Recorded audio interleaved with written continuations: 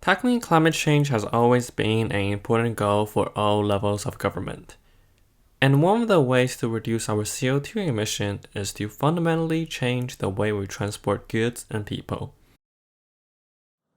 From reducing maximum speed limit to expanding public transits, cities all over the world are attempting in some ways to reduce their CO2 emission and car dependency. In 2009, the city of Montreal started a pilot bicycle rental project to encourage citizens to bike instead of drive.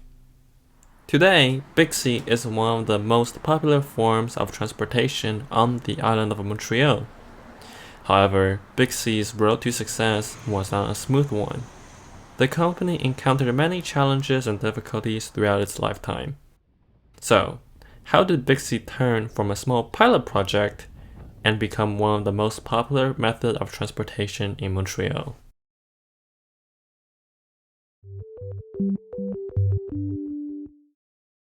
In 2008, the city of Montreal published its transportation plan for the next decade, aiming to transform the city into a less car-dependent one. Thus, the city created the Public Bike System Company, also known as the PBSC, to develop and operate a bike-sharing service on the island of Montreal. And with that, BIXI is born. The origin of the word comes from merging the word bicycle and taxi, and it perfectly describes what it sets out to do: providing a bike-sharing service that is as easy as getting a taxi or an Uber. At its launch in 2009, it only had 2,400 bikes and 300 stations around the city. Despite some initial difficulties such as people trying to destroy docking stations to steal the bikes and some other minor complaints from residents, the project was considered a success. 7 weeks after the start of its service, BIXI had over 6,000 subscribers, exceeding the city's best expectations. With its initial success, PBSC quickly expanded its services into other cities. It started a trial project in Ottawa and Gatineau in the summer of 2009.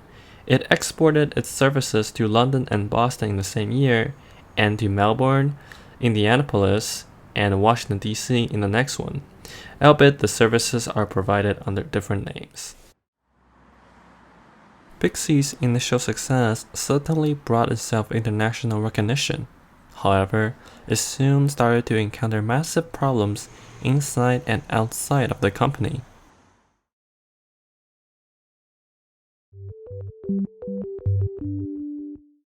Despite its initial success, BIXI started to encounter massive financial and logistical difficulties.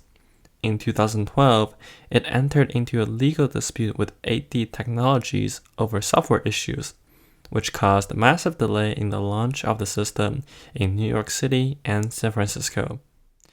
The company also ran into issues with municipal governments as well. Despite the successful trial project in Canada's capital region, the service was not continued in the following year due to conflicts with the local government on the topic of who should purchase the bicycle equipment. It also encountered problems outside of Canada as well. Both New York City and Chicago were refusing to pay the company due to software issues. Due to these legal, logistical, and financial problems, PBSC filed for bankruptcy in 2014. However, the end of PBSC does not mean the end of the bike-sharing experiment in North America. With its bankruptcy, the company's many assets and infrastructures are now up for grabs. In Montreal, the city purchased all the local assets and maintained its bike-sharing program. Some cities discontinued their bike-sharing services, while others allowed private companies to purchase and operate the network. The international division of PBSC was privatized and is now rebranded as PBSC Urban Solutions.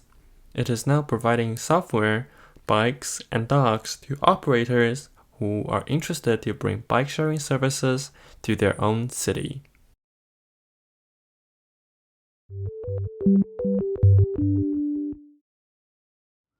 Despite 2014 bankruptcy, bike sharing remained a popular service in Montreal. Since its purchase by the municipal government, its ridership has grown significantly. In 2018, it managed to achieve an annual ridership of 5.3 million and managed to turn a surplus of $600,000 in 2019. In Montreal, BIXI has become a great complement to the city's cycling network, and it has become an integral part of people's commute and day-to-day transportation. The privatized branch of PPSC is not doing bad either. Like its predecessor, it has expanded its services internationally. While it no longer operates its own network, it has since dedicated itself to be the world's leading provider in bike-sharing infrastructures by providing the necessary software and bikes to cities around the globe. In addition to US and Canada, the company is now providing its services in Europe, the Middle East, and South America. And it is quite possible that if your city is planning on introducing a bike-sharing service, PBSC will be the one providing the bikes and the docking stations.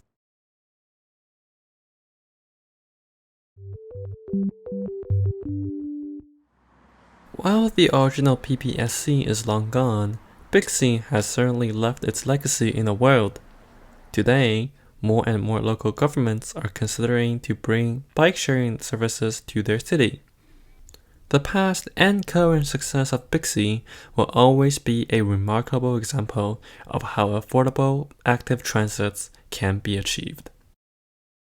Hey folks, thanks for watching yet another video. If you would like to see more transportation-related videos, be sure to like and subscribe. As always, this is the Transportation Channel, and I will see you next time.